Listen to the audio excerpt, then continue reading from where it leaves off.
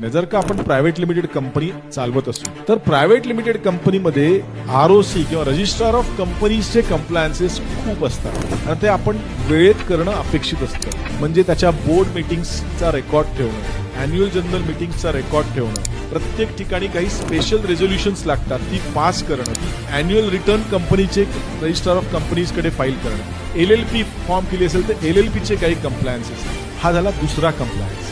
तिसरा कंप्लायन्स आणि अतिशय महत्वाचा कंप्लायन्स तो कदाचित बऱ्याच वेळा बघितला जात नाही तो आहे labour compliance. There are various labour laws आणि एस्पेशली दोन गोष्टी फार महत्वाच्या आहेत, दॅट इज PF आणि ESI. आणि PF आणि ESI बऱ्याच वेळेला असं लक्षात येतं की not only in income tax मध्ये पण त्याचा बोजा पडतो. जर का आपण PF ESI चा व्यवस्थित कंप्लायन्स नसेल केला तर जास्ती टॅक्स पडू शकतो आपल्याला इन्कम टॅक्स असेसमेंटमध्ये. हे बऱ्याच लोकांना माहित नाही. पण त्याच वेळेला फंडिंगच्या वेळेला पण हे कंप्लायन्सेस लेबर कंप्लायन्सेस खूप महत्वाचे आहेत.